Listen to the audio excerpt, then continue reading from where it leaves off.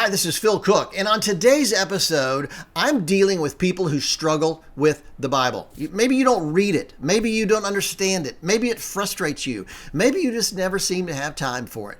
I'm going to give you an answer that I think could completely change your future when it comes to looking at the Bible, reading the Bible, and understanding the Bible.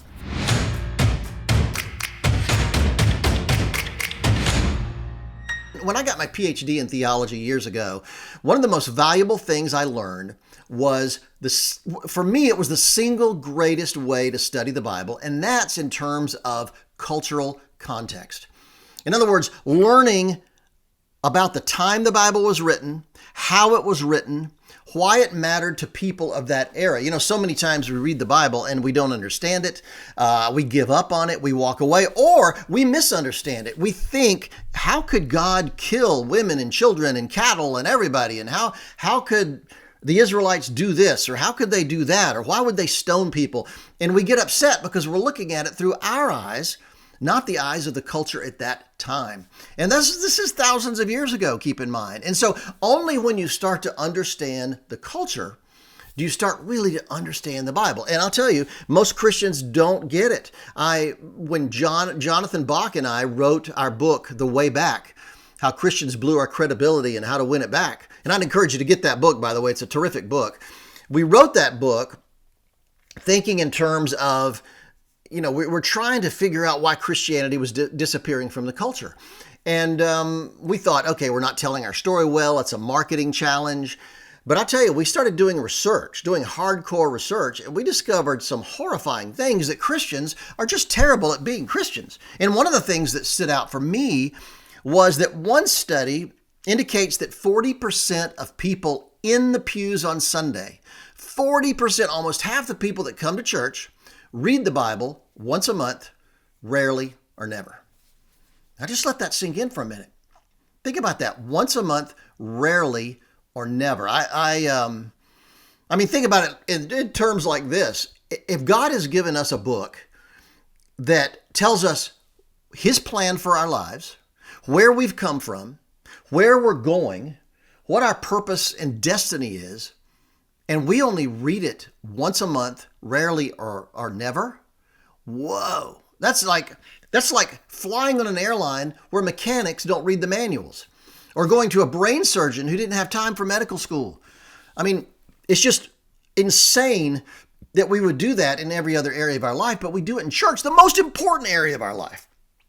I mean, I've always thought that if there is a God and He has a plan for our life and a purpose, what else is more important than figuring that out? I don't think anything is more important than figuring that out. So anyway, I put a lot of effort. I put a lot of thought and energy into this whole Bible study, Bible reading thing. And I think understanding the Bible through a cultural context is absolutely critical for you to really get it. So one of the ways I do it in my own personal life is I read a chronological Bible. Now, we all know that the books of the Bible are not in sequence. They're not written in the order they happen. In fact, some books like Leviticus are more about laws and rules for living for the ancient Israelites.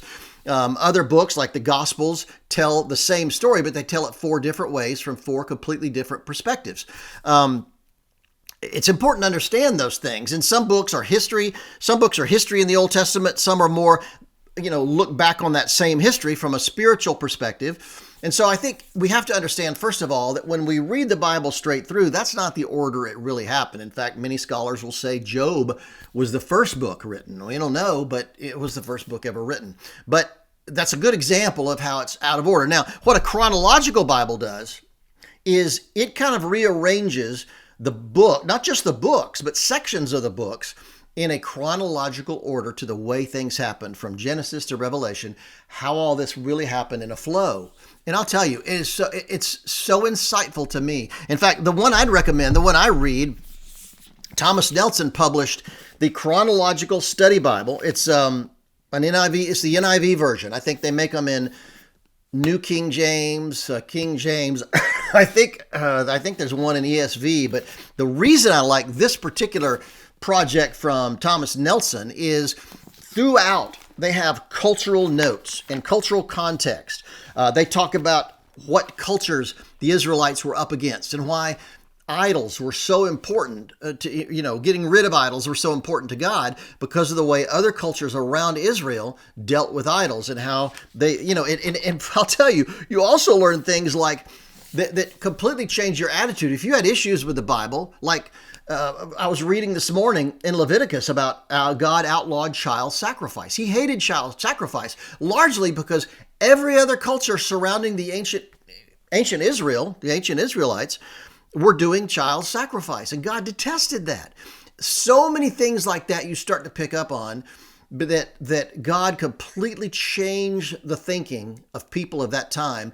And you see it more in a chronological way because of the way it unfolds. So I would encourage you, if you struggle with understanding the Bible, if you struggle with how to get through the Bible, or if you don't read it much at all, I'll tell you, this is super important. I would order it, or you can get it on Amazon or wherever, the Chronological Study Bible from Thomas Nelson. This is the NIV version. I normally read the ESV in my normal Bible, and I can't, obviously it's big. I can't carry it when I travel. I read it every day when I'm at home, when I'm here. But if I'm traveling, I'll take my thin line ESV Bible with me on the road, because I finally found a Bible that's thin, will slip into my briefcase or backpack, and I can still read it.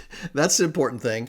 But I'll tell you, this Nelson's NIV study Bible, chronological Bible, is just, I just open it anywhere and I read notes on architecture and building of the ancient world. I read about marriage and family in the ancient world. They have these little boxes. You can see them, little boxes with notes that I think are absolutely critical. So it gives you such a stronger cultural context in why people did this, why God told people to do this, why he instituted these rules, why these things matter. It's something that'll completely change your life. So I'd encourage you, Chronological Bible, get one, start reading it in cultural context. In fact, I'd go on Amazon if I was you. I've got a number of books along this line that will, Google or go on Amazon and search for cultural context of the Bible. And it'll give you a lot of books that share that. And I'll tell you, once you start reading that stuff, and the whole Old Testament especially comes alive, but the truth is the New Testament does too. I'm a big fan of what the early church went through. N.T. Wright, one of my favorite theologians, wrote a huge book called The New Testament in Its Time. And I'll tell you, that's a great study of the New Testament, how the early church began and unfolded. So very important. So these kind of cultural context resources can really supercharge your Bible study and completely change the way you look at the scripture. So like I said, I'm a media guy, I'm a media producer, although I have a PhD in theology, which CNN said. Paula Zahn on CNN, one time I was being interviewed, she said, "I think you're the only working producer in Hollywood with a PhD in theology." I think she was right. And so it's a little weird. So it's a little off base for me, but I'm super concerned that nobody reads the Bible anymore. I go to church constantly and see the vast majority of the congregation doesn't bring a Bible. And they're not even using it on their phone. They don't bring a Bible. And for what it's worth, and yes, I'm old school, but I'm a big believer in a print Bible. You can mark it up. You can underline it. You remember where it was at location-wise. It's so hard with a digital Bible. I'm a big fan of YouVersion, and I use mine regularly too. But when it comes to serious reading, serious study, going to church, I'm a big fan of a print Bible. So I take a leather bound, like I said, my thin line Crossway is what I use going to church or traveling or working. But when I'm at home, I'm using a Chronological Study Bible because I really want to read how the Bible unfolds in the complete story. And it does it so well in a chronological form. I'd urge you to get it because I think it could change the way you study the Bible. I mentioned in the episode, my book with John Bach, The Way Back, how Christians blew our credibility and how we get it back. I would encourage you to get it. If you're frustrated that Christianity is losing its impact on the culture, if you're frustrated that people aren't respecting Christianity the way they did, they don't follow it the way they did, we're not making much headway when it comes to evangelism in the culture, I'll tell you, you need to read that book because it'll shock you. The answer shocked us when we started really looking at research and uncovering why Christianity is making such a small impact in the culture today, it just really opened our eyes. And this book is, I mean, we went to Pew Research, Lifeway, Barna, Gallup. We went to the biggest researchers in the country and started looking at their studies about how people live their life as Christians today. And we wanted to find out what's wrong. Is it a marketing issue? Are we not telling the story well? Let me tell you, you get that book and it'll completely change the way you think about Christianity. It's a great book and I'd encourage you to find it. So again, check me out at philcooke.com. I'd encourage you, by the way, to go sign up at philcooke.com, Cook with an E. Sign up for my newsletter. I think it's up the upper right-hand corner. Click on it, sign up. We'll email you my top 5 blog posts every week. Simple to read. I think it'll really benefit you and take your creative and professional life to another level. So thanks for tuning in.